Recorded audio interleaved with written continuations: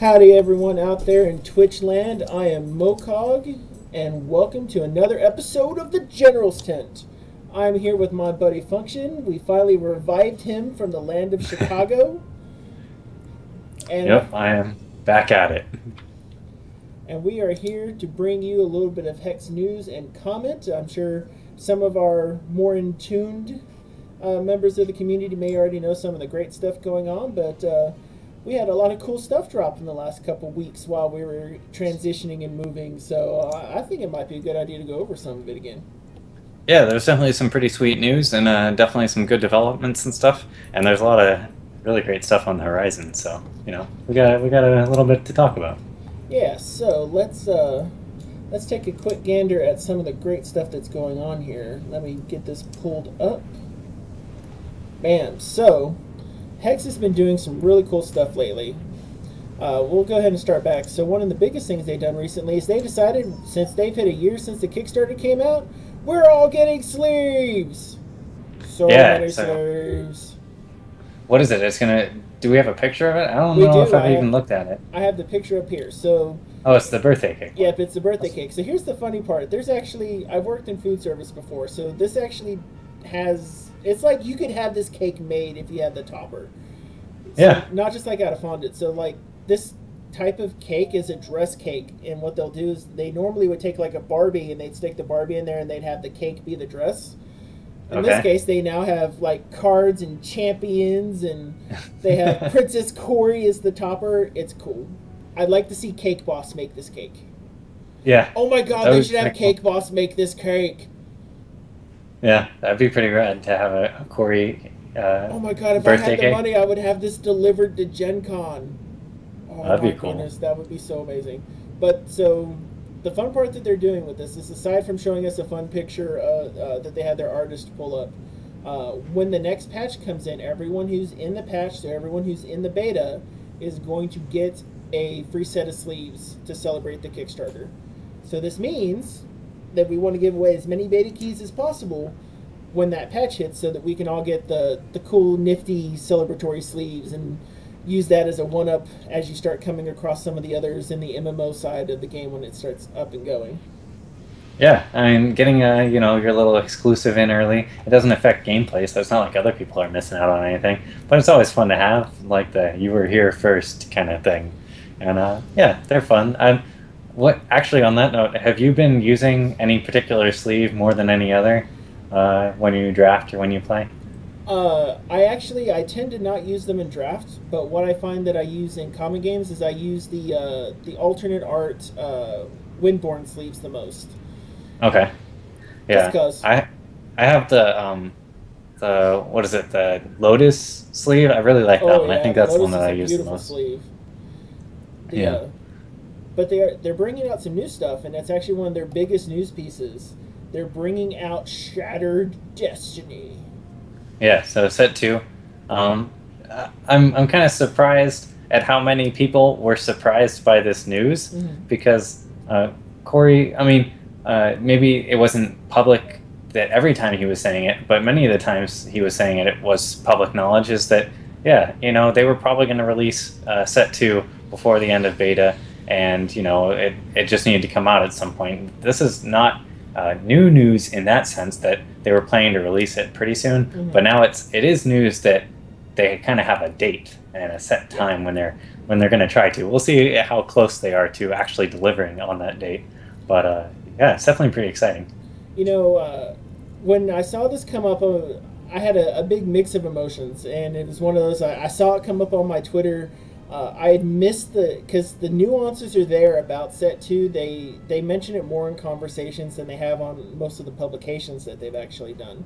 So if you've just been following this on the net and you haven't been able to like sit down and talk to them or really get into like some of the interviews, it's easy to miss that little aspect of it.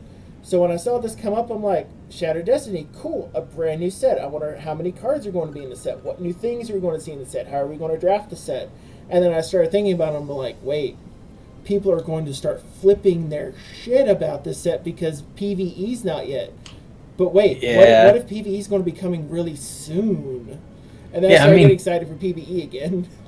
They didn't say either way. I mean, they didn't say, oh, well, set 2 is going to come out before PvE. There could be some miracle and it comes out next week or something. I mean, that's very unlikely because they would want to hype that up and build up, the whole hype train for it. So yeah, it'll probably come out before PvE. But a couple things is they've been saying that they were testing PvE with set 1 and set 2 cards for quite a while. So that's kind of how they're trying to tune it. So that's nothing too, I don't know, elusive. Yeah, it's not super strange. It's just that it was kind of like the standard mix of reactions that you could expect. Oh, why are you trying to bring in a set 2 before you've got your PvE? This game is big promises PvE, which a huge promise of the game is PvE. So the thought that comes to mind is, all right, with my PvE, am I going to get a staggered step on what gets released on PvE? Now, the side of that comes in, though, is if Shattered Destiny is essentially the real intro to PvE, so you have your base PvP set, and then Shattered Destiny is stuff goes crazy. Sure. So I mean, like, on the PvE note, I think they initially said we're going to release like 20 dungeons or something on release, and I don't think that's an expectation anymore. And actually, I really hope that's not what they're planning to do, because then it's just going to take forever. If they release just 5 dungeons, I think people would still go pretty crazy for them, and that would be pretty solid. I mean, I played the dungeon; it was a lot of fun. It was really cool, and I guess the thing I would say is it comes down to 2 things in defense of them releasing set 2 is you have to have new cards for a TCG to stay alive, or else it just gets boring at some point. Even if it is beta, the people playing consistently and paying money currently, if you're buying platinum or packs, it's important to retain those people and continue building upon that fan base. That's your core audience, and you need to keep a hold of them. If you lose that, then any money you're making goes out the window, and what they're doing is very expensive on their end, paying a whole team of people to develop a game. If they can bring in some money to help work on PvE, great. And then on the PvE note is I think they underestimated the amount of resources it was going to take to develop PvE. So developing a set, the amount of resources it takes to develop a set of cards, like we're playing with set 1 right now, is, it's big. It requires a certain amount of effort, but the amount of effort it requires to create a dungeon and then implement it in the game is much, much more enormous. There's a lot of small details which are not easy to do and take up a lot of time to program and implement into the game. So that's a big one. And I guess the final note I would mention is it seems like a lot of people aren't able to distinguish that there's a difference between a designer and a developer. Designer is generally the person who comes up with the idea of the cards, and that's Ben Stoll and his whole team, and they're designing all the cards. And Kevin, I forget Kevin's last name, but he's working on a lot of the PvE stuff. And there's different head designers working on different projects, but the development team is the one that implements stuff. So one team can work on one thing, one team can work another, and then within that, there might be teams that are working on an entirely different side of stuff, which is the client side, and that takes a lot of time. Oh, most definitely. So, because we know that there's going to be special rules and mechanics related to the PvE side of it, and then they've got all the art teams who are going to be working on those. They could follow a dungeon rollout kind of similar to what they did for a while, and so like towards the later World of Warcraft dungeon sets they released like a little core of like 3 dungeons, and then a few months later they finished their raid development. I think if they did something along those lines where it's like, how many dungeons do you have designed? We have 100 designed dungeons. How many dungeons do you have developed? Well, we know of at least 1 that you've played, but they can take their developed dungeons and release those in those blocks for our PvE, and we're still going to go crazy over them. Well, when I played it was still on paper, so it was only designed at that point. It wasn't developed. So, I see. Yeah, I don't know what they have in client so far. I've heard of people perhaps playing stuff on client side, but that it's not ready for public access maybe or something. I don't know. Yeah. Who knows? Maybe they'll roll out a PvE alpha. I'd be all right with the PvE alpha. Bring those alpha servers back up. Maybe do a little bit of selective close test on that. So, okay, well, that's another topic for us to talk about now that we're talking about set 2 and stuff. So, with set 1, they didn't make a lot of changes to the set one cards. I mean, they made I would say a lot of minor baseline changes, but if we're talking about like dramatic, we need to dramatically change or rebalance a certain card. They probably made like less than a dozen of those changes, and there's upwards of 300 cards, so that's pretty reasonable. However, those changes were pretty important, and had it made that to live, and then those cards became unchangeable, the game would not be the same as we currently know it. Yeah, that's very true. There's a yeah. Well, like a really good example of that is one that Colin brought up, and that apparently I picked up some notoriety on, was Eye of Creation. So Eye of Creation, it used to be I believe it was just an X cost card before in its original iteration, right? Or maybe 3+X. I think it was still 3X, but it played everything. Yeah, so all of everything but spells, I think, came into play. And so you'd end up just using it to ramp up your mana, you'd ramp up your charges, you'd ramp in all of these creatures, and then you'd play these bombs that hit your hand. So you'd play a turn 5 Eye of Creation because you want the shards that came out of it. You'd want the randomly large creatures that came out of it. And then when you hit that turn 8 Eye of Creation, it was just swarm very quickly. So, Eye of Creation was a big one. And so I think that went through at least 3 cycles itself. Yeah. And that's just within alpha. I mean, it changed from its original design pre-alpha, which was it would play actions as well. So, I mean, that card saw a lot of changes. And it would replay itself. That was a big one, too. If you came across another one, it would redo itself at the same cost.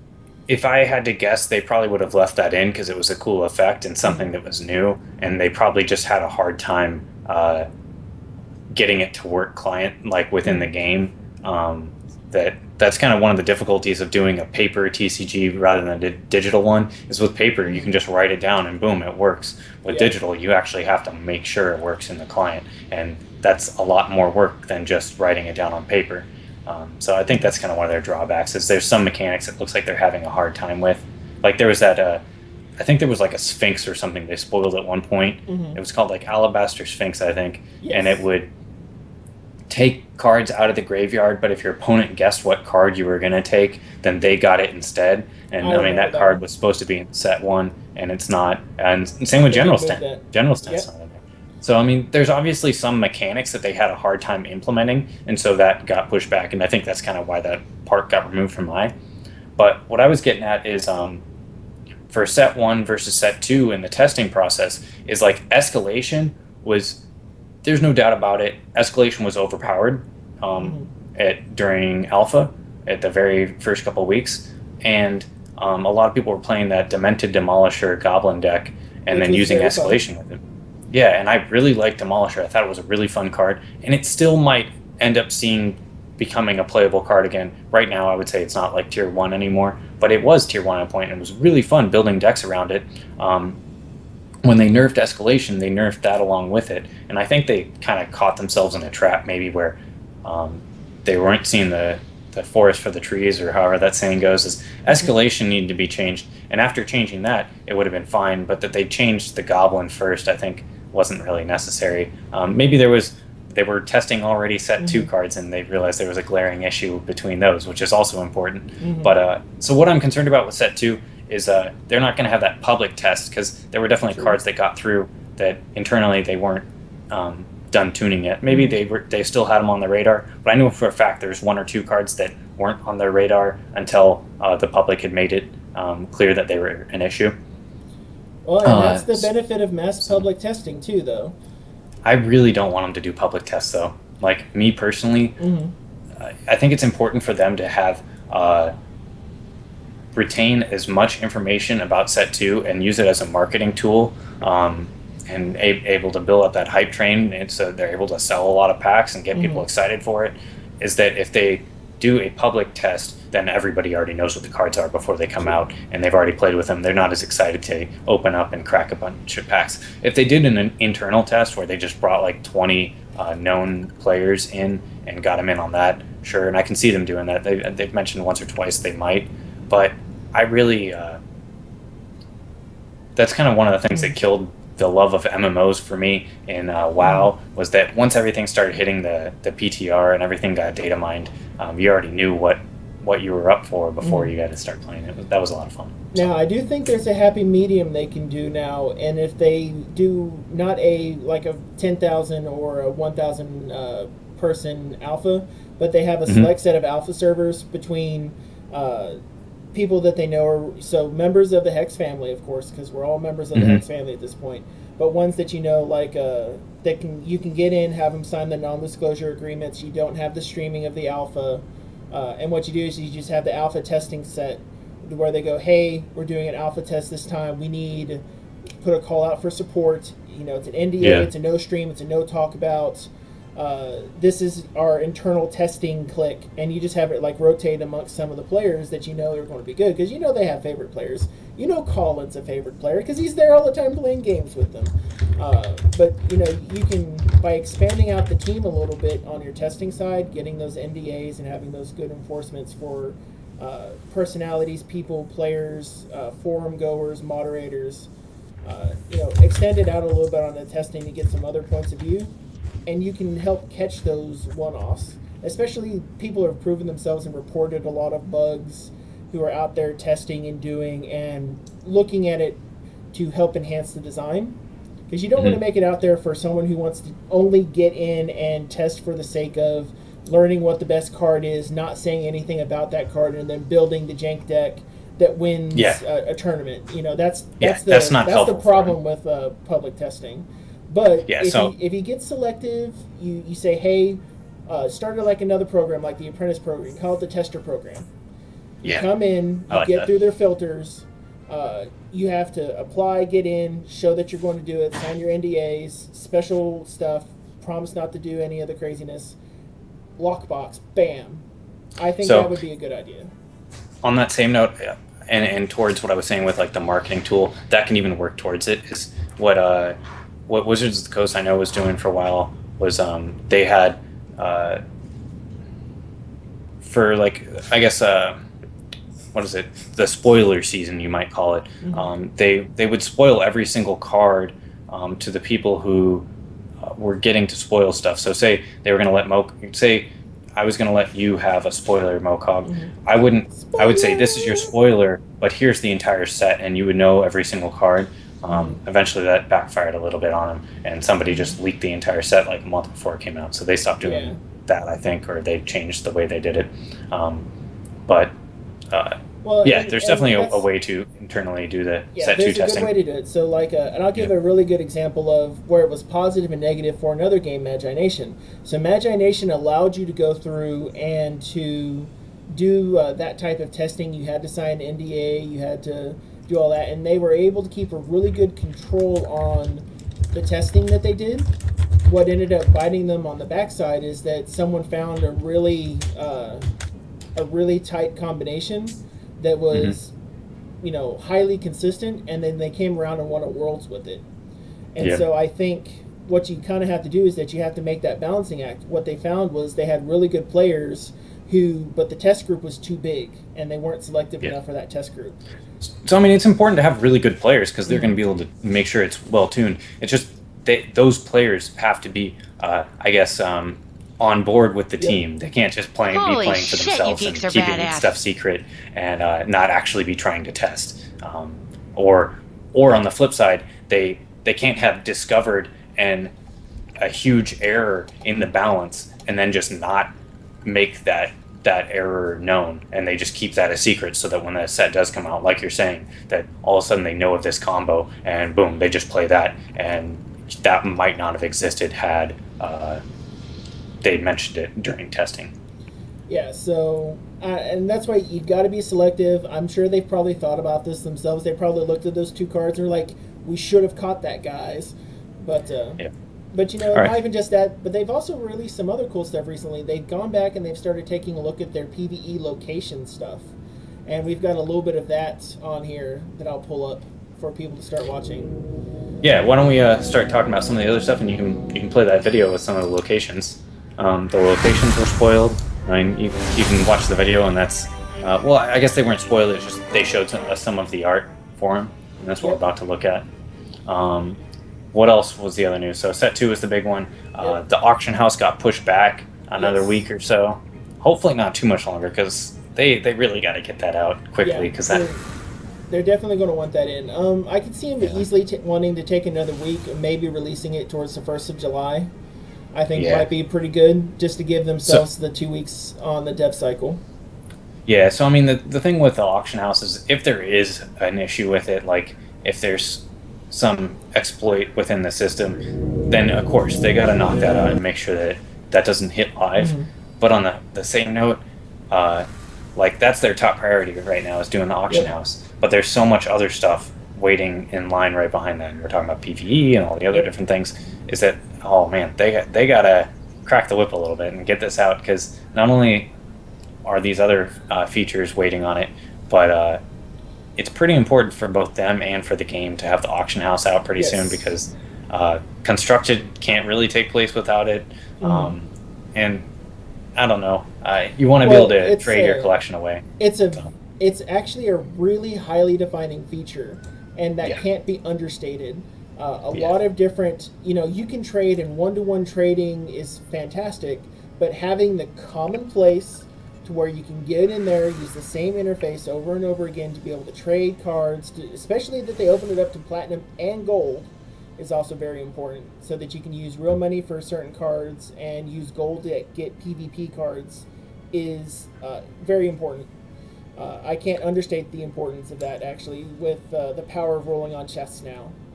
yeah. So, oh god, just because of how much gold you need to just roll on your legendary chests, and how much gold gets synced up in how the Wheel of Fate is working right now. Because the Wheel of Fate drops have kind of lowered a little bit as they finally started tuning them. Yeah. So Yeah. I just can't overstate the power of the auction house and how well that is going to separate it as an online TCG. It's integral for the game. I mean, clearly, there's no argument there. So we got that going, and hopefully it'll be pretty soon. I mean, within the next 2 weeks, and I'd be pretty happy. I really hope Holy it doesn't take shit, too you much geeks longer are than that. badass. But if it does, that's just the nature of the beast. These things happen. It sounded like they were pretty much ready to put it out. They must have found something, or there must have been some kind of technical issue that made them hold it back, because I know they want to get it out too. Next up, so you're doing this video right now. That's another thing to talk about, is they made an official Hex TCG YouTube channel, which Yes. is not the Cryptozoic channel, which they had been previously using. So now there's a new channel for this on YouTube, and that's where they're going to be putting out info and whatnot for us. So that's definitely something interesting.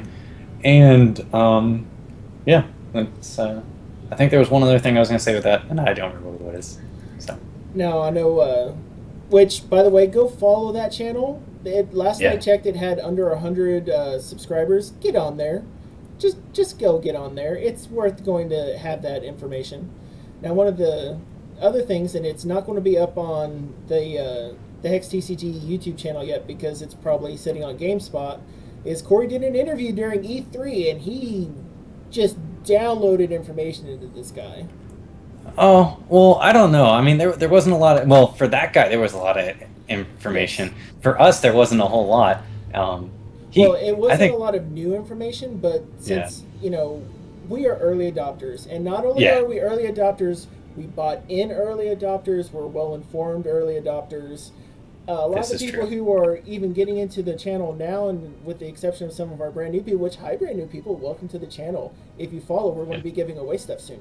Well, we're going to give away stuff tonight, and then once we hit 100 followers on the channel, we're going to give away a beta key and more stuff. But shameless plug aside, a lot of people like the idea of a TCG and MMO, but they're only getting little glimpses. They got the glimpse of the Kickstarter, they got the glimpse of Gen Con, they're getting the glimpse of E3 now again. And a lot of people just follow those newspeak cycles. They're not glued to Yeah. their Twitter like you and I happen to be.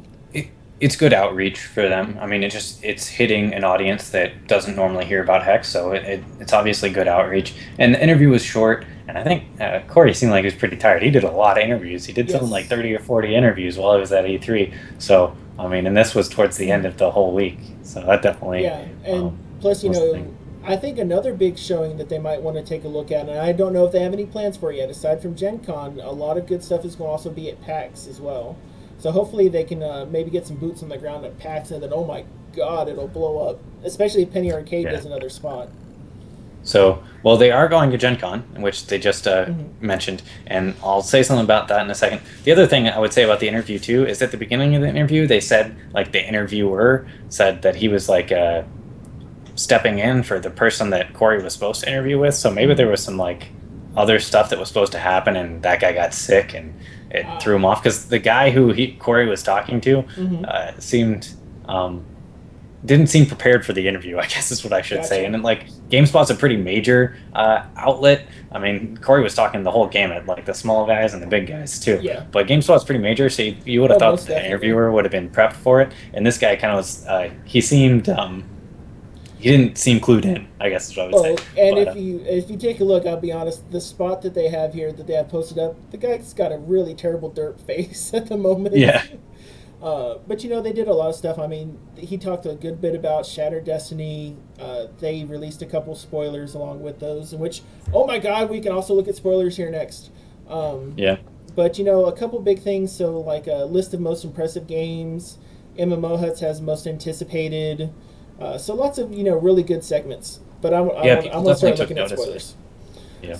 So spoilers. So we'll talk about the spoilers while you're going over there, because this is just going to be a quick one. So they started the Hex YouTube channel, and also another interesting note is they're really trying to reinforce that Hex Entertainment versus CZE, that they're maybe a subset or they are not the same entity, because at Gen Con the events are posted as Hex Entertainment. So you can search that if you're looking for what Gen Con events are. They posted some drafts, because you're going to be able to draft set 2 at Gen Con, and those sold out lickety-split before I could get in on one. Wow. A couple people might have a ticket for me, though, that I can squeeze off of them.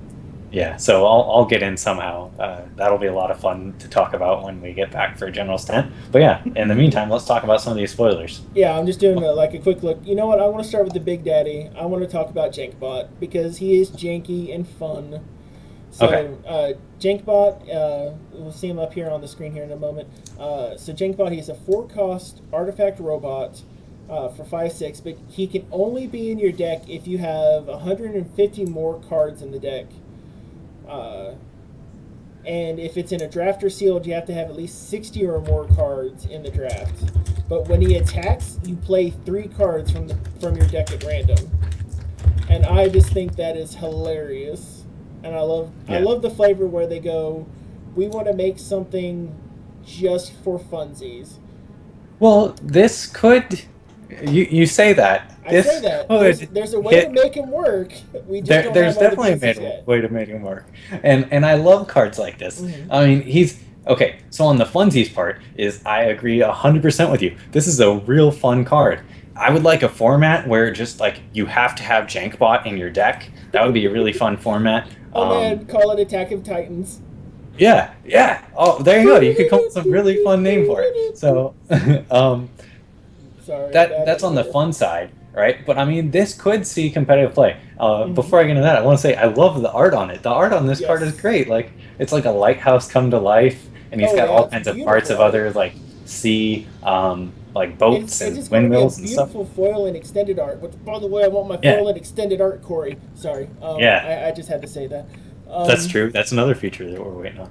But yeah, this is a sweet card. Yes. And oh my god, it's a robot. You can easily build a dwarf robot deck at 150 cards and have it be competitive, which is oh my god, crazy, terribly awesome.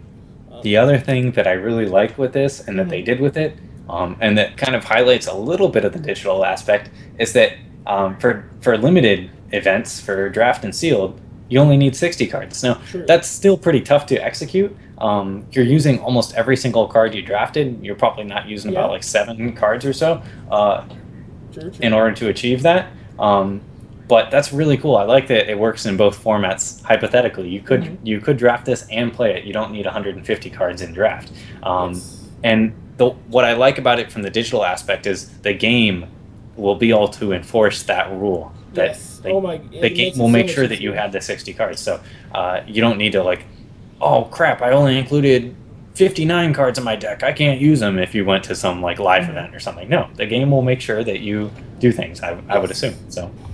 So that's a good one. It's a great digital card. It's going to be a beautiful art and foil once we can start seeing all those great stuff. The site that spoiled the one site spoiled the card and this one's art. So the extended art on this is also really fantastic. So go search and find it. Let's see, what would be another good one? Let's take a look at what they spoiled on the last Gen Con to some of the supporters. Yeah, that one was a lot of fun. Talking about Zidu, let me pull him up too. Yes, Zidu. So for those who are unfamiliar, right now, because I'm sure this is an early version of him, they show him as a 7 shard, 3 sapphire threshold troop dragon, unique, is a 5/5 flight, and when he deals damage to an opposing champion, you choose a number. You create a copy of each card in your hand with cost equal to that number and put copies of those into your hand. Then you create a copy of each card you control with cost equal to that number and put those copies into play. That's a mouthful. That's a lot of text. Yeah, so the first thought that comes in, so let's say you play down your Zidu and you pick 2, and you happen to have, someone who is a buccaneer and swashbuckles around everywhere, and you've got 1 in play and 1 in your hand, and all of a sudden you now have like 7 copies of them in your hand, and now 7 in play, and all of those effects go off. Oh, and you had some Inspire going on over here. It gets as janky as Jankbot very quickly. Expect this to be errated. It's going to happen. I already see it happening. Just that there makes me think that it's going to get a change before we see it live. Well, as Dogmon's mentioning in chat here is, he's saying Colin already mentioned it's been changed, and I don't know if Colin publicly mentioned that or not, but yes, I would assume that this card is going to get changed. That's a mouthful of text. Even if I think there's probably a better way that you could word the text on that so that it accomplished the exact same thing, but it didn't take up the entire card. With that said, I mean, the way they've done it is a cool card. The reason I would expect it to be changed is that they are having trouble with that type of effect. That's exactly what we were talking about earlier. And if they're having trouble with that type of effect on cards that were in set 1, I can't imagine that the set 2 card would be any different. They probably have bigger fish to fry, and in which case they can just come up with some big splashy effect that is easier to program. And maybe, but you know what? They've actually made quite a few strides on it. So like Mimic, they fixed Mimic recently. Mimic does a card creation effect that changes type. They've really smoothed out how Eye of Creation plays. They've smoothed out the number selections. They smoothed out the deck searching recently. So with all of those smoothed out, these effects become more possible. But creating copies in your hand and then in play simultaneously, I don't know how it's coded. That could get really janky really quick. So I understand it. Let's move on to another card. Let's move on to the common. Let's get Mentor of the Song. I love this card. So this is a 3-cost, 1 sapphire threshold Coyote Warlock, 2 power, 1 toughness. When this troop dies, you transform it into an Oracle Song and then put it into your hand. Tell me what you think about this. Okay, I really like this card. I like the design of it. I like what it's doing, and I like that the troop itself isn't super powerful. Like, if you compare it with Darkspire Priestess, it's 1 more expensive than that, and Darkspire Priestess has, it's not a super similar effect, but it is somewhat similar. It replaces itself with something, either damage or another copy of itself, or the bigger guy. So, they're kind of similar effects. I like that it's a 2/1, so it's a little bit fragile, and since it has that lower power, you could potentially let your opponent, so say I have it, you could just let me keep swinging in for the 2 damage because you didn't want me to have the Oracle Song. So sometimes in the late game, if your opponent has no cards in hand and they're swinging in with this to try to get rid of it so they can replenish themselves and you're not concerned about the 2/1, you're just going to let them keep it. So there are some cases where this is a worse top deck than an Oracle Song. But on the flip side, it has a lot of value packed into just 1 card. I really like it. I expect it to be picked in drafts pretty well. Because it's a good body. It's not the best body, but it's a good draft body. And then being able to start keeping a little bit of card advantage is fantastic. You might even see this in a constructed Ascendance deck. So where basically you have a body to put down for your 3 slot, and then get the Oracle Song once Yeah. you get your Incantation of Ascendance. So it's got possibilities. I don't know if it'll make top tier constructed, but it's going to try. One thing I really like with it too is um, it slots well. Like with the cost, you could play it on turn 3 only with the intention of using it to block something. Mm-hmm. And if there's nothing to block, I mean, because it'll trade with a decent number of aggressive troops. Like Yep. even if it just trades with a Savage Raider, you're still totally happy. So you Yep. could either jump block with it. If they play a combat trick and it dies, you're still up a card because you got the Oracle Song. Yep. So in those kind of and you pulled the trick out of their hand. The thing I really like about it though is that you play it turn 3 and turn 4 you Extinction. Yep. And That's what I like about it. It's going to have really some strong. blood combos, and in fact, you don't even Yeah. have to use the Extinction on it. Sorrow. Yeah. Yeah, Sorrow works too. So and with the yeah. Sorrow, you can make sure you clear it in any aggro, so it works Yeah. well in a Blood Sapphire combination. Yeah, so I like that with Sorrow for draft or maybe even constructed, or with Extinction for constructed, it's going to be really good. Like, well, it has potential to be really good at least. There's just a lot going on. That the turn after you Extinction, you're either going to play an Oracle Song for sure, or you're going to play whatever big bomby troop you have to follow up your Extinctions. So, potential most definitely. Let's take a look at Heart of Fire. So Heart of Fire is one of the other rares that they spoiled so far, and I know it's been a topic of conversation amongst a couple of the guilds and on the forums a little bit. So this is a 3-cost, 2 ruby threshold basic action. It deals 1 damage to each opposing troop and champion, and then permanently increases the damage dealt by each of your ruby actions in all your zones by 1. So now I want to check and make sure, and I want to ask them and maybe get a little bit of some of the design team to comment on this. Now, Void is a zone. It's a Void zone, correct? Okay, so if now, because I know you've had conversations with them, is the Void area considered a zone? Okay, so you're in a tricky rule spot, like where. Well, remember, what they're doing don't have to digitally, ask whether it is a zone or is not a zone, or well, whether it should be. it's a question of or whether it's considered currently in play, but in the Void Zone, just like your hand is considered a zone. So there's some weird like digital versus paper stuff that you're used to taking for granted, and in this case, I would think the Void Zone is a zone, but like because you can see what cards are in there during the game. There's not a whole lot of stuff that manipulates cards that are in the Void Zone right now. And I'm trying to think if Escalation references all zones or if it just represents like hand and deck and stuff. Because you could look in that case. Maybe there's some way that we can figure out currently in game. I can't think off the top of my head what it might be. But so, like I said, we want to might ask. And the reason I bring that up is because aside from it being able to hit your anything that's been voided, which is going to be very minor for actions, but it can happen.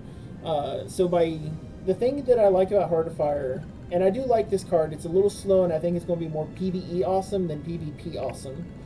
But, it deals the damage, so whenever you play a Heart of Fire, it's affecting all your other Heart of Fires. And then it's really good that if you have 2 of these in your hand, you're going hit everything for 1, hit everything for 2. Now, if I pull anything else, I'm hitting everything for whatever it is plus 2 after you run that. So my burn is now a 1 for 4. My Rage Fire, instead of being a 2 for 2 and then a 2 for 4, it's a 2 for 4 then a 2 for 6.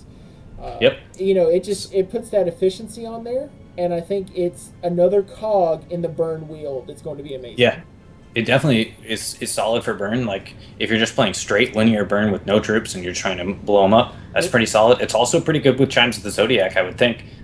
You're getting extra use off of it. Oh goodness, the Chimes of the Zodiac with the Heart of the Fire is going to trigger it twice. I wonder if it would self-trigger. Oh my goodness, it should self-trigger. Permanently increase the damage dealt by each of your reactions in all zones. Oh, well, unless it wouldn't self-trigger because it has to resolve first. It has to resolve first. I don't think the chain's a zone, is it? Well, even if it's not, it still has to resolve. So correct. It's not the first. But I one, get what you're second saying. One. Yeah.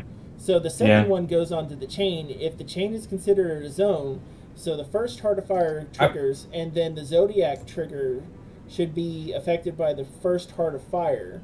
And so Yeah, I would think it would still trigger because escalation does when you play it off of Zodiac. oh yeah, So so then that's so a Zodiac Heart of Fire is lovely, and it also yeah. is essentially almost it's board wipe. Essentially, 1 damage to each opposing troop and champion. So it's a 3 cost. And it's opposing. It's a better version of Sorrow for Ruby. Yeah, and it hits your opponent. Yeah, and it does That's damage the to nice the part. champion, which So then is also really good with the incantation of Fury because it damages the champion.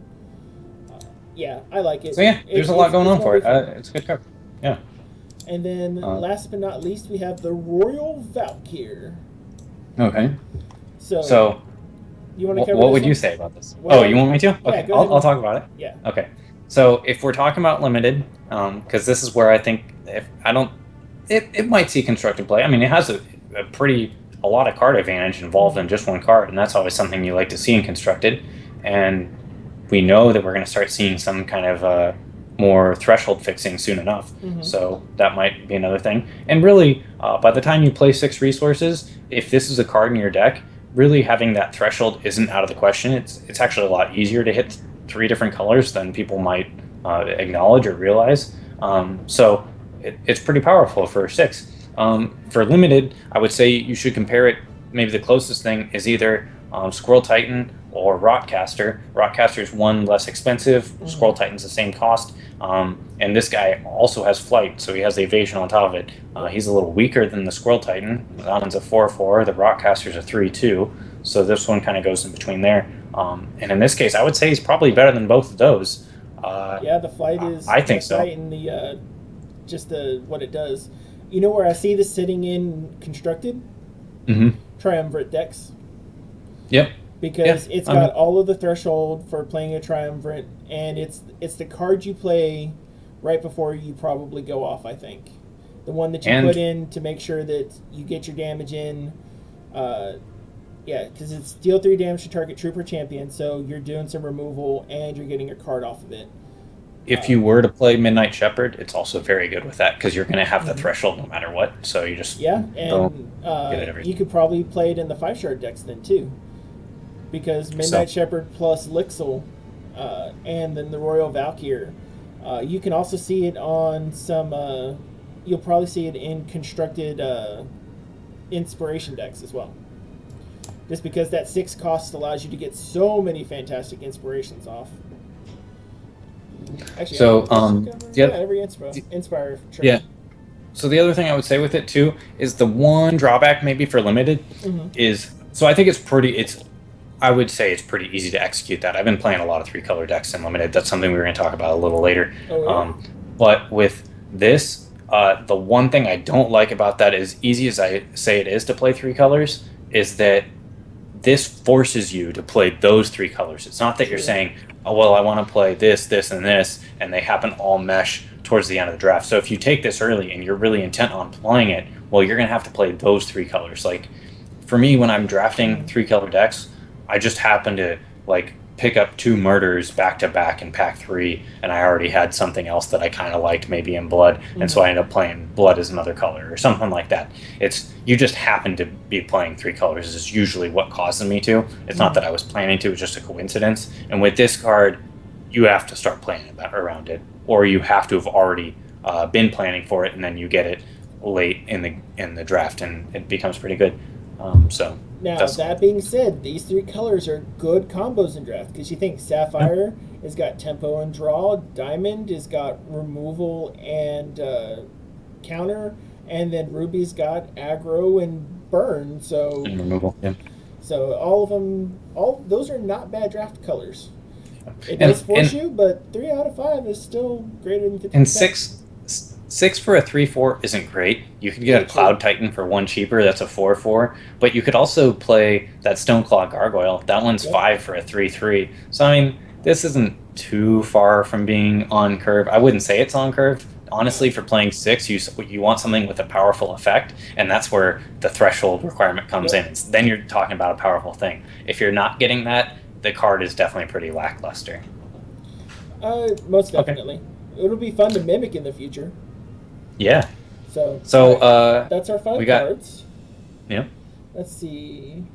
Now, So we're gonna talk about the dungeon. yes. So you sent me a message on Twitter about this, and I didn't have a chance to read it yet. But when I got in there, I jumped on that. So since you pulled me into this, tell us about it. Okay, so well, I mean, unfortunately, there's no. We should have seen if we could have a spokesman come on and promote it. But the Unnamed Council is a guild, and I think their big focus is on PVE. That once PVE goes live, they're going to be the guild to be in for that, and they're really excited about it. And to me, it seems like they're so excited about it that they were like, "Hey, PVE might not be out yet, but we can do something about that. We can take it into our own hands and organize like a pseudo PVE event, run it by the players, and kind of create our own rule set that we can do. Unfortunately, you can't have like weird deck building restrictions and stuff that are made by the players yet and enforced by the game. That would be pretty nice. But they were able to come up with some stuff and made it fun. Like, there's only so much room you have to work with. Most of the stuff is going to be like, hey, you can't do this, or hey, you can't do that, and special rules that are being enforced. Um, Stuff basically outside the game. You're making your own meta rules and deck building restrictions and stuff like that. But they did a really great job with it so far. We're not quite done. I think the Nope, I team is think almost there. yes. So And we're pretty Neo, close. I'm actually looking at the teams right now, Mhm. and So so Neo, who's in our channel, he's yes. hanging out with us. He's on Look the at team, and he's Neo. been doing pretty well. I'm on the team. You're on the team. Guare's on the team with Yep. us. Colin's on the team, and we've been having a blast. It's been a lot of fun. And Neo said he died. I guess I missed that today. He must have been trying the event today or yesterday and died in it. So we'll But have you to had two see. lives left. How did you die?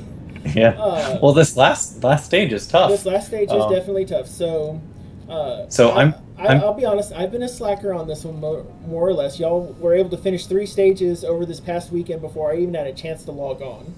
yeah. But I was able to get in, and I started taking on the fourth stage yesterday, and I lost one of my lives to that one.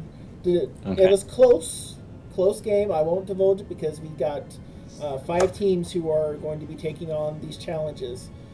Which, by the way, we've got 5 teams taking on these challenges. We have a lot of good names on here, like Nico Sharp, Yoss are both on a good team.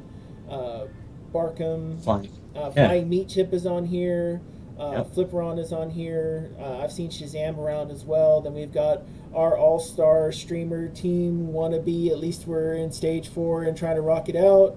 Yep. Whole bunch Unity of is a people. good team, and then Team Wonderlust. So I mean, great people. A lot of good, a lot of Yeah. really good players going It's on been, here. and the guys hosting it are great too. So the Oh Unnamed yeah, Council, like you're playing against players they're in not there, and scrubs. Oh, by they've no means.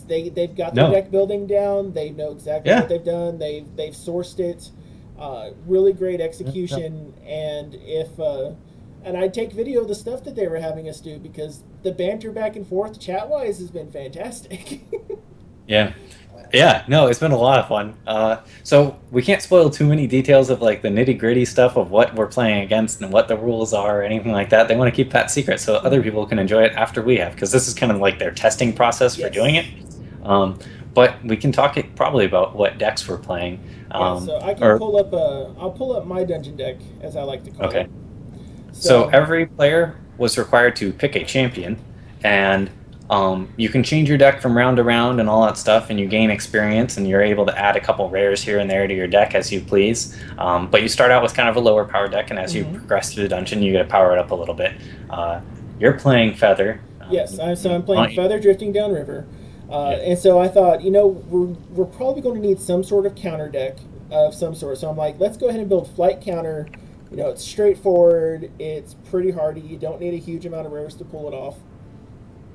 And considering that, I had a pretty good idea that I wasn't going to be able to hit those first couple stages and get a lot of XP to fill up the deck full of rares, I went with a really minimalist style, which was great for flight and tempo, especially tempo, because, the great tempo cards are not necessarily rares.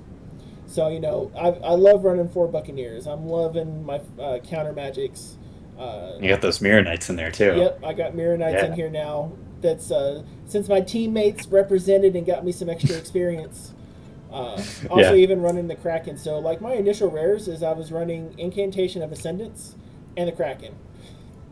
But since, Okay. since they got me some some more XP, I got these Mirror Knights in here to take advantage of when people start killing my stuff.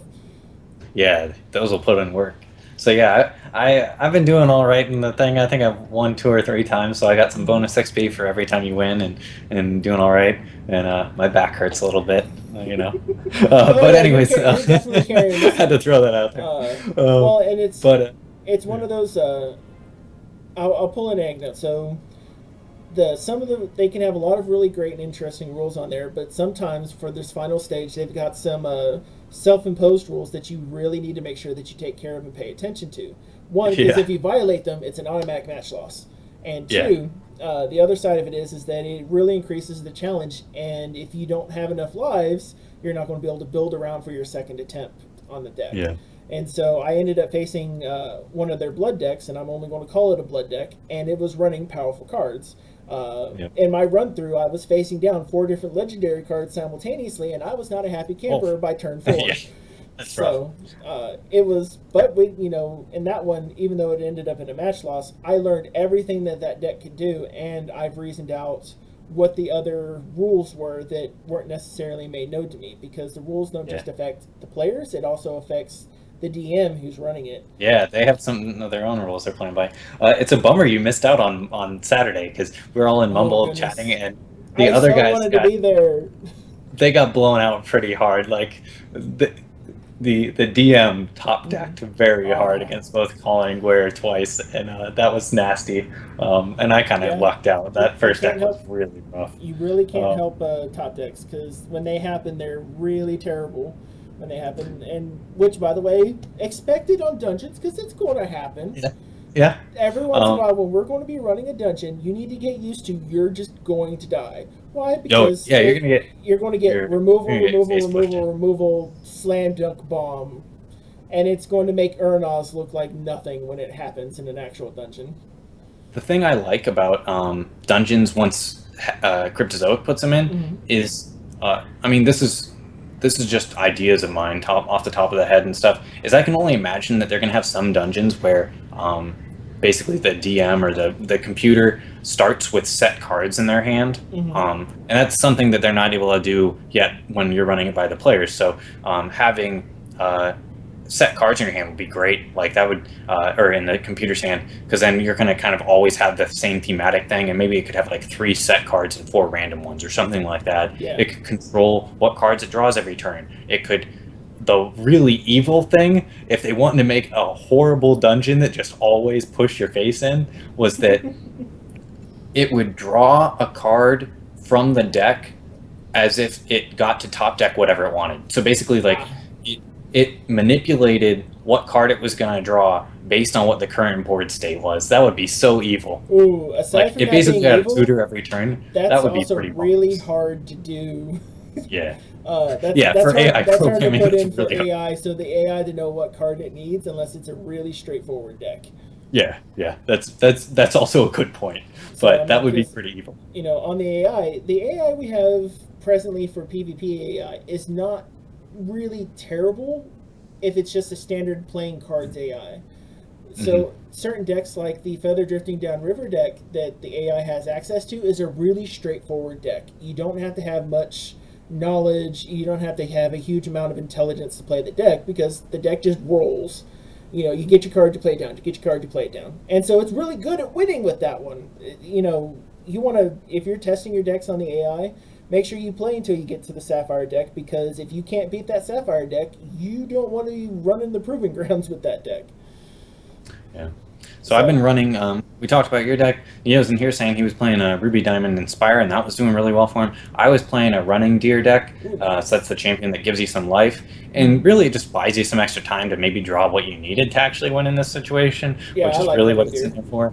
I kind of just picked him because not everybody can use the same champion, so we had to vary it up, and it ended up working out. It's funny that a lot of the decks, because you can change your deck each time you play if you wanted. A lot of the time I'm like, wild is the champion's color, but I only have 1 or 2 wild cards in the deck. Like, you don't even really need to play any wild cards if you wanted. Nope, You could just just build need enough a threshold straight to blood activate deck its ability. and not have any threshold for your champion. Sure, you'd miss out on the benefit of having the champion, but if you wanted, you could do that, I suppose. Well, and So that's the champion that's actually probably worth doing that on, because you don't yeah, necessarily need the 5 life.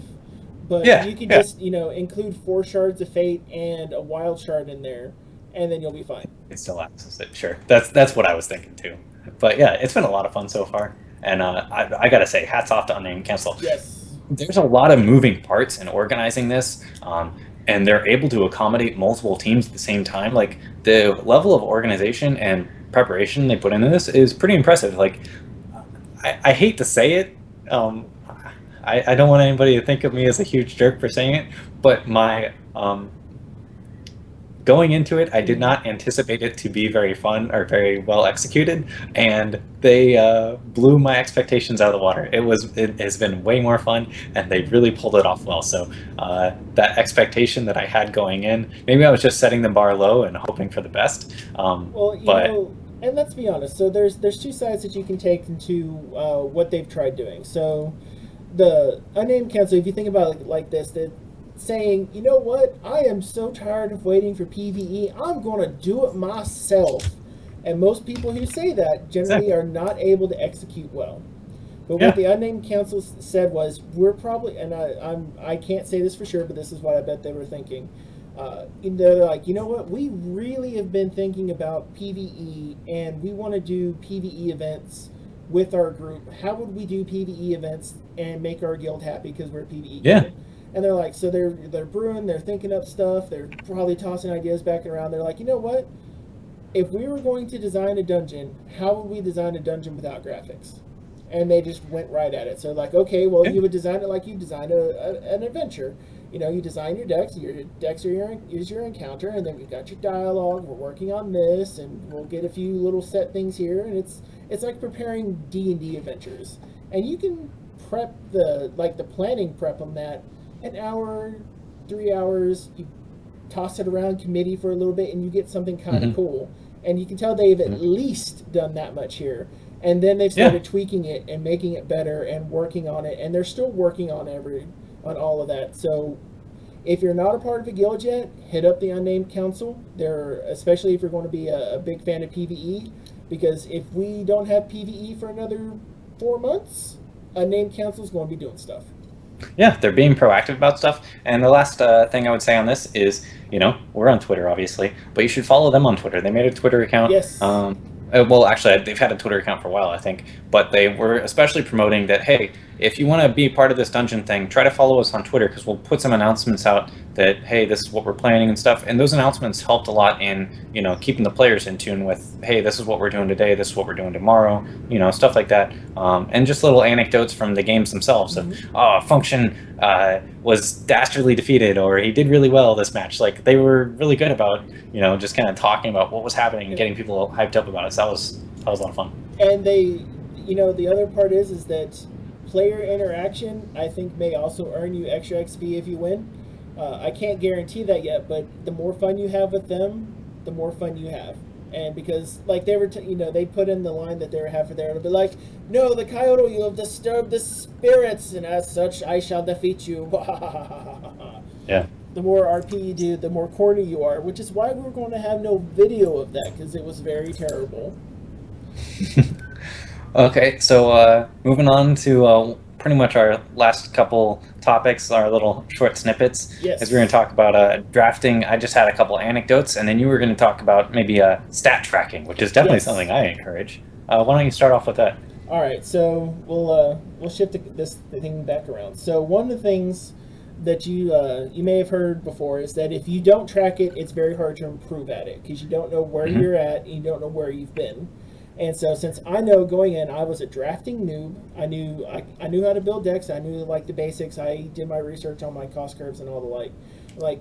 But as far as it comes to knowing what to pick, being able to read the packs, very, very terrible at it. But I'm also really, really headstrong. And so in that, I wanted to be able to feel it out first, so that I had an idea personally of what it felt like before going to go do more reading than I had already done.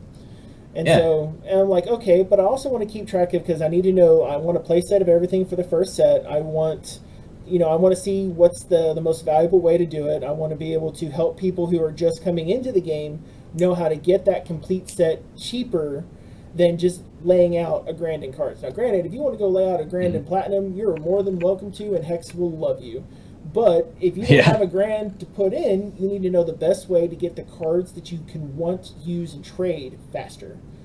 And and that's that's kind of what I've been working on. So I started tracking my drafts. So I have stats wise, I think I've got 1.8 packs per draft on average, which isn't terrible, but it's not spectacular. No.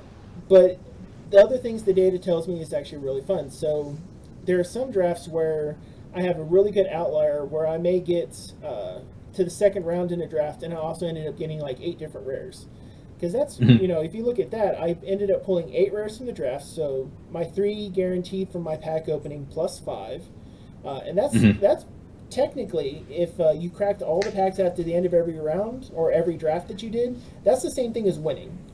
So because if you did 3 and then you draft 8 rares, you got 8 rares worth of cool stuff, you technically won. But then on top of that, I ended up getting to the second round, which gave me 2 packs and 10k gold. So on top of that, if you take a look, I actually got 10 rares out of that draft. But that's that's a diminishing return. And that's actually one of the things that when I've started noticing what's going on. Yeah, what I like what you have on the spreadsheet here is that, you were talking before on one of our episodes that really your kind of method of drafting is trying to build your collection while also having fun drafting and trying to, recoup some of the packs. You might not be winning all the time, and you acknowledge that you're dragging down your win ratio by just, really focusing on building your collection, but that's not really an issue because it's offset by these extra cards you're getting. And if you're a new player, especially, like if you have never played a TCG, the way that Mokog's doing it, I would really recommend trying out, is that you're taking stuff to build your collection, so that way, even if you lose horribly, you still got something and you're happy with it. You're able to play. And then, on top of it, you're saying you're winning about 1.8 packs a time, and that's going to just, lower the cost of drafting the next time is the best way to look at it. You're not coming out positive, but at least you're offsetting the cost each time. So that's pretty solid. Yeah, I mean... I like that. So some of what I'm seeing that goes on. So in your early drafts, if you're looking for like your set completion, so let's say you're brand new, you're one of the lucky, you're the lucky person tonight. You just got a beta key and you just got a draft pack, so you got 3 packs and a draft ticket tonight. So if you think, okay, I've got my starter deck and now I've got this draft pack. What's my completion of the set so far? Well, you still got all your commons you got to do. You got all your uncommons that you still need to pick up. How quickly can you expect to get your commons and uncommons in a good chunk of rares? And that's one of those things that I'm actually starting to see is that it takes about 20 drafts or so to get... Before you've built up most of your playsets? Yes. So at about 20 drafts or so, you can have anywhere from 50 to 70% playsets. That's actually important to say playsets. So, that's... But now... That's 4 copies, The other side of that is that for those without Kickstarter rewards, what that means is it's 20 times 7. So that's $140 to get most of the set. And that's just if you're drafting. Yeah, that's just straight drafting. So, that's not cracking packs. But the other thing on there is that, with a couple legendary packs thrown in, my percentage of rares and legendary sets was at about 43% at this point. Yeah. So you take away some of the legendary pack side of it, it would probably be closer to about 30%. But 20 drafts with 30% of rares and rares and legendary cards, having 30% of those play sets completed is valuable.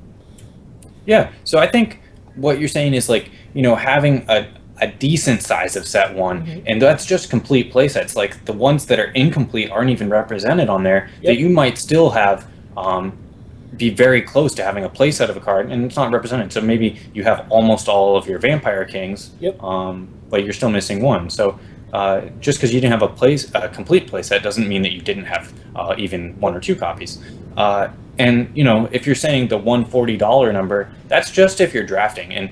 And I would hope that people are really enjoying drafting, because drafting's a ton of fun. But if you're not interested in all at drafting, you could probably buy the individual cards cheaper than that. So now you're kind of maybe saying what that baseline is that you might expect to pay for a complete playset. That's 4 copies every single card in set 1.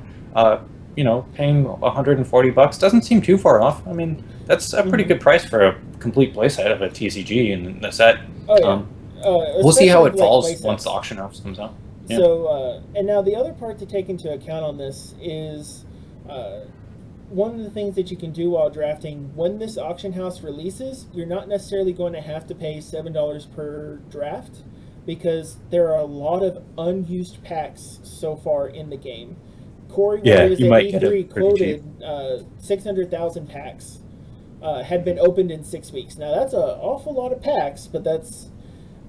To put that in perspective, I calculated based on the end result tiers of what they released on the Kickstarter page of how many guaranteed booster packs there were in the system.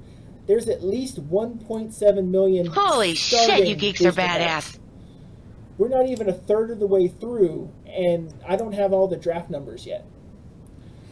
So, and when you take that into account, what that means is that a lot of these set 1 packs, some are going to be set up for the portion of those are going to be given away, traded between friends, done for guilds and stuff, is actually going to be really, really small, because as magnanimous as we all like to be, even if it's 100,000 packs that get given away randomly, that's still really small compared to 1.7 mil.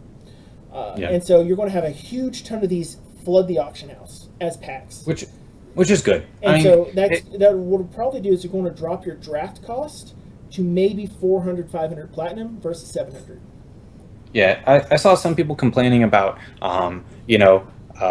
set 1 packs being devalued by auction house or by set 2 coming out or any of these other things. And if you expected set 1 packs to be worth a lot, you were probably in the wrong category. They're still worth something. They're worth something, no doubt. I mean, would you buy a pack for $1? I probably would.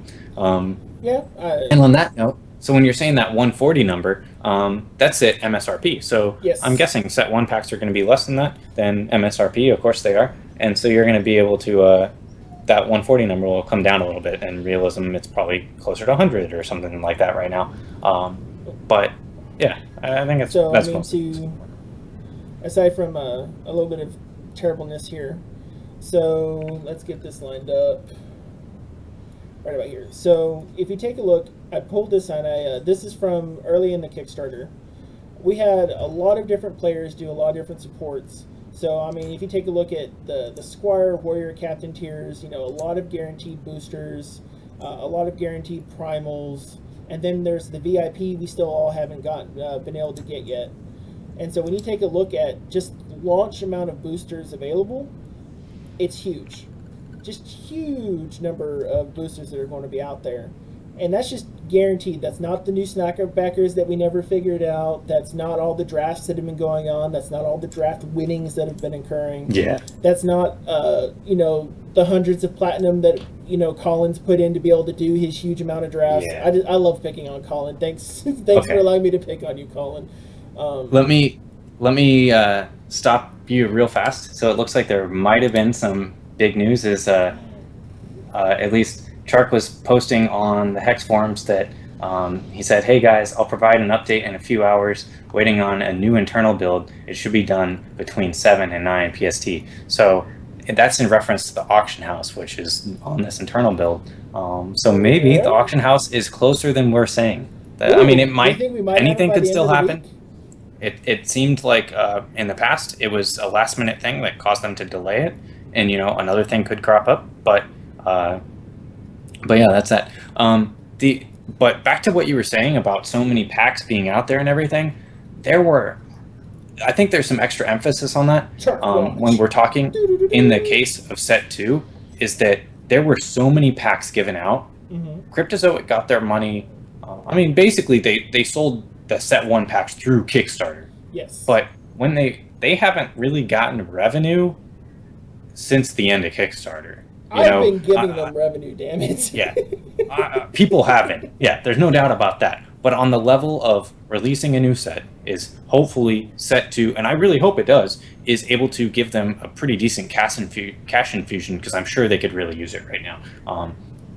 Developing games is expensive, and the whole idea of the Kickstarter was they do board games. They are trying to open up into a new area of development, and that's expensive, and they were hoping people were on board and wanted to support them in doing so. And obviously the public wanted that to happen.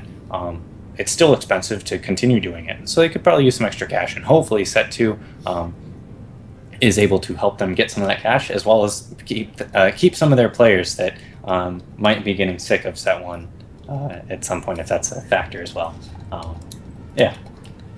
So what we're going to do, we have a draft. Oh, I had a couple draft anecdotes because we were talking about your spreadsheet.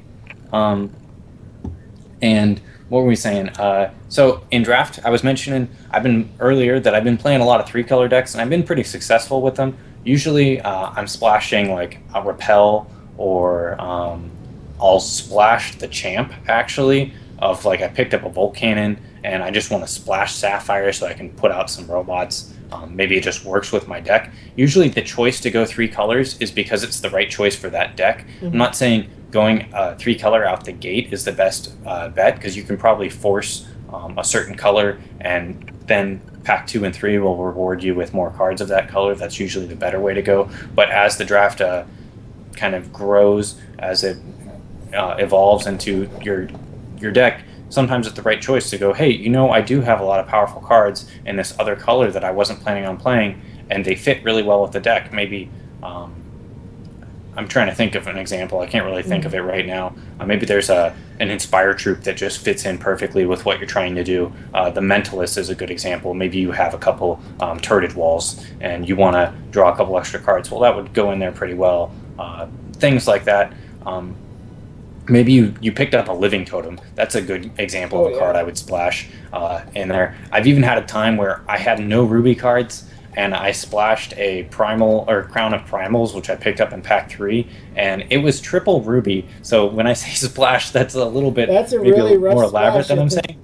That's pretty rough. I already had a couple Shards of Fate, so I was trying to keep that option open of going a 3rd color. And I'll tell you, the Crown of Primals was definitely worth it. It's an extremely bomby card. Every time I drew it, I was able to play it, and every time I played it, I very swiftly won. So it's pretty solid. And it's just a matter of when is it the right choice to go 3 colors, and that just takes some practice. But it's definitely, I would say, if you haven't tried it yet, you, Mokog, or any of the people listening in the channel, give it a try sometime. You could even try 5 colors if you have Midnight Shepherd. Every once in a while you pull out that Midnight Shepherd, they're not able to remove it, and all of a sudden you slam dunk the game. And that's usually what happens when you untap with an active Midnight Shepherd, is you win the game promptly.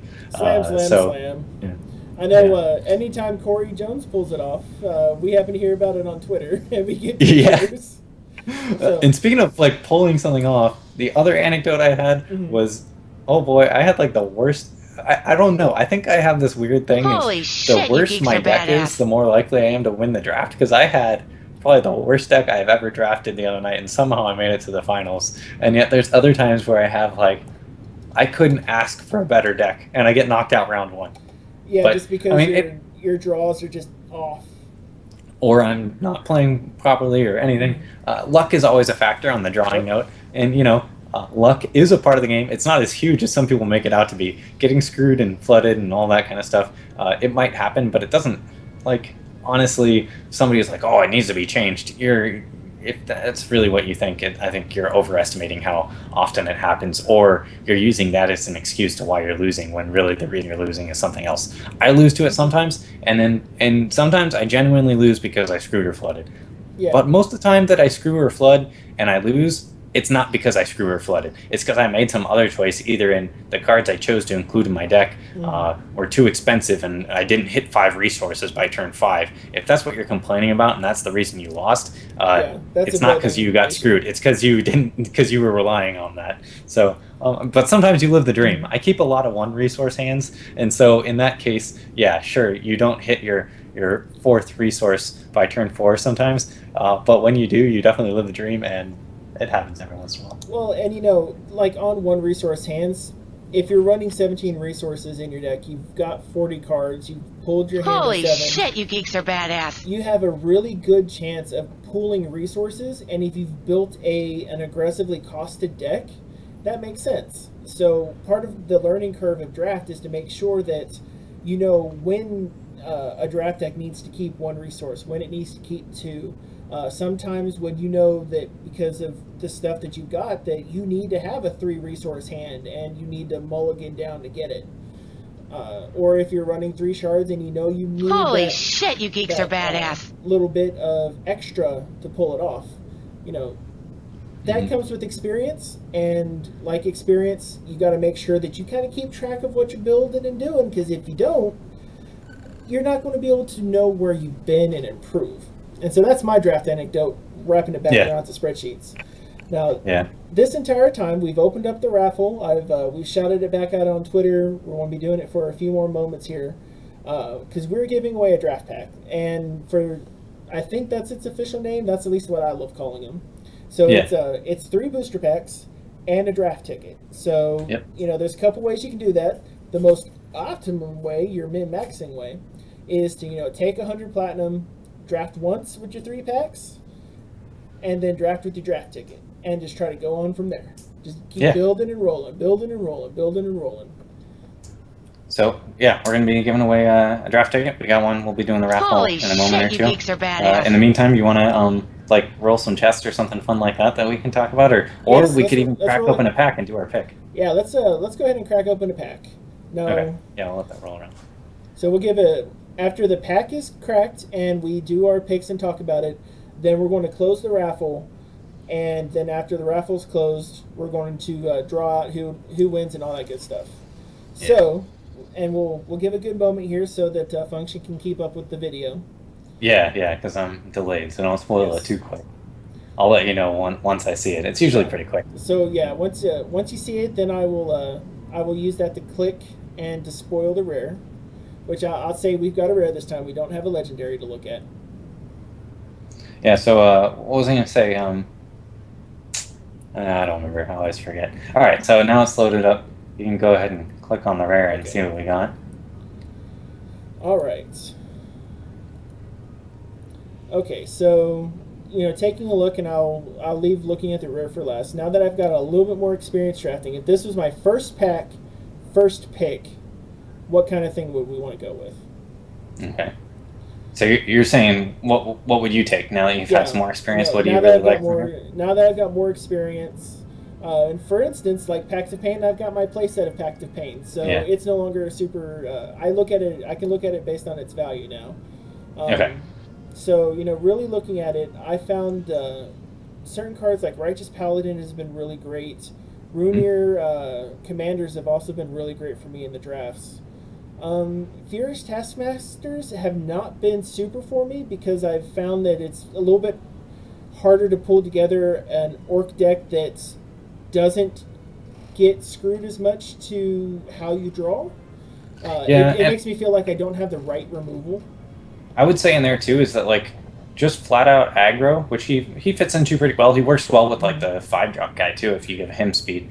But like flat out aggro, I wouldn't say it's hard to build, and I wouldn't say that it can't win. I would say me personally at least, I win less often with flat out aggro than I do with other decks. So I mean maybe there's some people who've been piloting aggro and been running it really well, and that's just not my cup of tea, so I'm not building it all that well. But generally I try to steer away from it. Now, I have found Runir Commander has been really good for me for when I'm able to pull it in a draft. And the biggest reason is that 2 threshold for Wild hasn't been difficult to bring into play. And that it works with things other than Shin Hair is really great for draft. And so I think out of the uncommons, I haven't looked at the commons yet, but I know there's not an immediate murder up there. So I'm really already leaning towards Runir Commander. You know, removal wise, we've got Mortar Strike, Mesmerize, and looks like it's the only removal we've got. This is a really weak pack. Yes. I'm just gonna say that right now. So I think because I'm not a super big fan of Mesmerize because it still allows either an activation or an attack. I like mortar, but a lot of times those will circle back around to me, and it's fairly high costed if I'm not running an aggressive deck. Like if I've decided I wanted to run orcs, and they all cost 1 to 4, and I can draft 5 mortar strikes for my turn 5s, yeah, fantastic. Yeah. I think, and then looking at the rare Pact of Pain is nifty. Unless I really felt like I was going to be maximizing life gain potential, I don't think I'd pull Pact of Pain because of the 2 health and the 2 cost. Because I can't really drop this ability until turn 4, and I'm going to need something substantial on the board by turn 4. And so I'm thinking Runeair Commander. I think I'm going to go with that one. And you know what? In this case, I would probably agree with you. I think I would take Runeair Commander too. Looking at the commons, there's nothing that I'm really too thrilled about. I don't Mesmerize and Mortar Strike, like we were saying, are both removal. I don't particularly like either of them, at least as the early first pick, because in Mesmerize's case, usually it requires your opponent to activate something or do whatever, or punch you in the face before you can use it, so you're kind of already losing value versus, I would say, tier 1 removal. Mesmerize is in tier 1.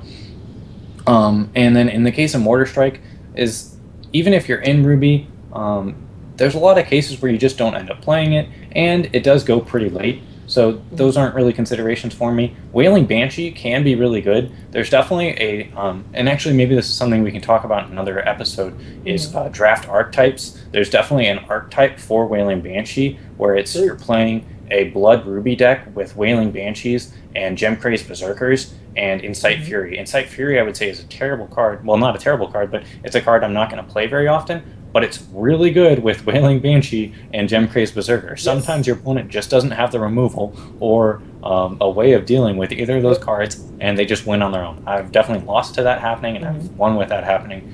It's definitely a factor, so that's something to keep in mind. But Runeair Commander has a lot of potential to be strong. If you can attach a Wild Aura to him, he's going to hit for a lot of damage. He's and great with Concubunny. He's totally fine with worker bots. You might think robots has to be Sapphire Ruby or something, but Sapphire Wild, I've done fine in robot decks with that, and he's totally fine in that case. The other thing is he's also great in Sapphire if you use Feather and you give him Flight. It's pretty easy for him to become like an 8/8, or even just a 5/5 is totally fine. Like we were saying with the Concubunny being pretty good with him, it also turns into a combat trick sometimes with the Concubunny and some other stuff. He's pretty solid. And the last thing we were saying is the rare Pact of Pain. You were saying you kind of wrote it off, and I would say I don't write it off, but I'd have to be wanting to build around it. And exactly. So as a first picked in a weak pack like this, there's not enough pool. Maybe if it was my third, if I was in blood, I knew I had some life gain going on, I had pulled a couple corrupt harvesters and got lucky, I could see then running Pact of Pain, because I wouldn't look at having it turn 3, I'd look at it having it turn 6, drop it for 3, pay 2 life after I've got a little bit of life gain going on, and maximize cards that way. Good card, but I think first pick, not what you want. Clarissa says the pick is the Mesmerize because it has a cat on it, and that's what she would tell us to pick. But yeah, on the Pact of Pain, exactly what you were saying. It was totally right. Pick one, pack one. It might not be the best choice. It is kind of committing you into something. Really, though, if you're not able to play your very first pick from the first pack, it's not the end of the world. It happens all the time. But with the Pact of Pain, if it was in Pack 2 and you already had a couple terrible transfers, I'd probably play it, because the likelihood that you're going to draw, 3 cards off the Pact is decently high. And I've had that happen to me where I thought I was absolutely going to win the game against my opponent, and the next turn they played Pact followed by a terrible transfer, and they drew 4 cards or something stupid and got themselves back into the game very, very quickly, and I lost. So that happens every once in a while, but Pact is risky. It's definitely risky. So now a card I see taken very often, very early, is actually Righteous Paladin, and I think part of us wants, it may be a good idea to kind of defend not taking this one first. because it's aggressively costed at 2, even though it kind of pigeonholes itself into diamond. And then double threshold. Yeah, with that double threshold. And so if you look at the the +1/+1, especially when you can choose any champion you want, there's no restriction on champions on in draft. Lord knows everyone who goes blood and Zared, there's no restriction on champions in draft. So he can be big. Quick. You just gotta. It's another build around card. I think he's kind of a trap in a lot of cases. I see a lot of players like play Righteous Paladin, and because they have Righteous Paladin in their deck, they play Soothing Breeze. And Soothing Breeze is not a playable card. Like, I don't think I would ever play Soothing Breeze. I've had one case where I built a terrible draft deck, and I got an okay draw, and someone was able to utilize Soothing Breeze to buy enough time. Yeah, I mean, it happens. It happened more than once out of 33 drafts.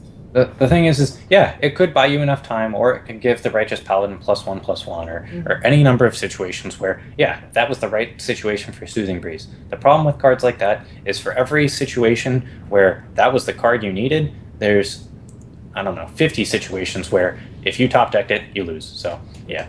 The other thing is it doesn't matter how many times it gets +1/+1 if it got mesmerized or interconflict or any number of removals on it. So at least when someone does something to a Runear Commander, the Runear Commander is the bomb whenever it drops after you're establishing a board position. Commander's really good with survival of the fittest too. Oh yeah. That's another thing. But if you think about Righteous Paladin's got you get in play first and then be built up, which gives you more opportunities for removal. Yeah. So all right. So I mean, I think. Yeah, it's just one of those where they're both valid picks depending on, like, for instance, you would take Righteous Paladin if you want to force diamond. Let's be honest. Yeah. But if you're just kind of been like, I don't know what I feel like playing today, my rare's not awesome, Runear Commander. Yeah, let's go with the Runear Commander. I mean, Runear Commander's I would say the pick is pretty easy. I mean, we've talked about it a lot. We're kind of just nitpicking other different angles you might look at it, but Runear Commander's the pick. So, yep. Anyways, all right, what were we gonna say? Let's go ahead and take care of our raffle. Let's get that going. All right. So this is your last chance. If you want to go ahead and type it in, you need to do !raffle to be able to enter, which y'all are amazing. So what we're going to do, we're going to do the random pick. We'll announce in the channel who's going to be the lucky winner of the draft pack. And then we're going to pull that and get that to you through Twitch.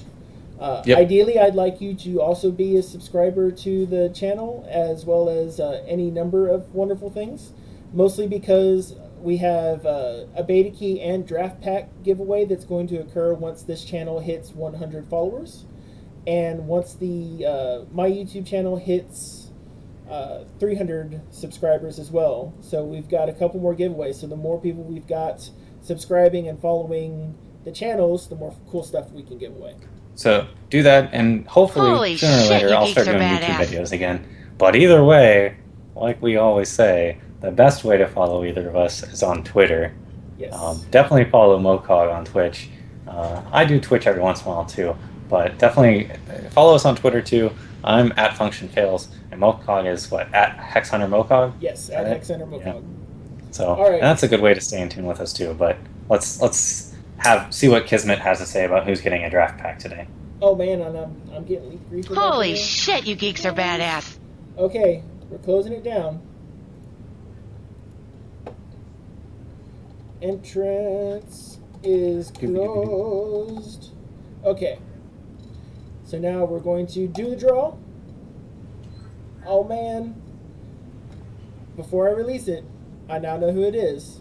They just joined up. They looks like they've been on Twitch for a while, but they just followed today and they just popped in today.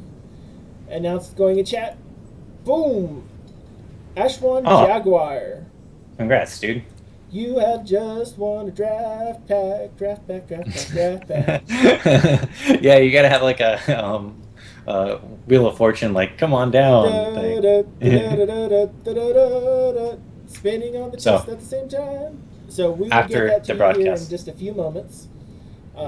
Ooh, and we got to see, and we've upgraded it. We even had to upgrade the chest at the same time. Yep. There you go.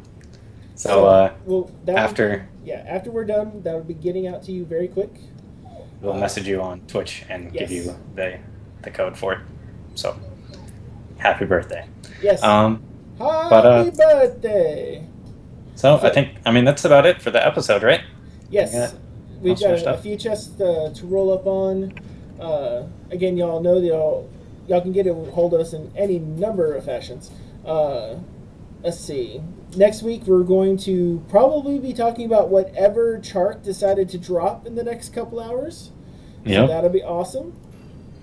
And that's pretty exciting. Oh, sorry. Now that I'm rolling on chests, I'm like, my fate may be unknowable, but I'd still like to roll like triple gold stars. Yep. So, I want to actually, and y'all, thanks for watching. Thanks for really stopping by to hang out with us. We had, I think, we got 29 people watching us as far as what Twitch is telling my screen right now. Yeah, that's we've had a lot of people amazing. Yeah, see thanks for everyone coming come in. out. It just makes me feel warm and fuzzy that I'm able to give stuff away. Makes me feel less warm and fuzzy when I give away so many gold to Kismet and she doesn't give me awesome things in return, but that's because and I say that and I get a Windborn Accolade. There you go. Yay! Well, everybody, thanks for tuning in, guys. We definitely appreciate it, and hopefully we're going to be doing these again. Once again, we kind of said it at the beginning of the thing, but thanks for being patient with us. We know we had a little hiatus, and that was because I was moving cross-country. Now I'm back in Chicago, so we'll probably slightly alter the time we're going to be doing our broadcasts. Probably do them a little bit earlier in the day. We'll see, and they might change days, but they're probably going to stay the same. So, for everybody out there, I definitely would say thanks for tuning in because it means a lot to both of us, and we had a lot of fun tonight. So and as always, I'm Mokog, and I'm Function, and this is the General's Tent. Hooah! With the rare chest at the end.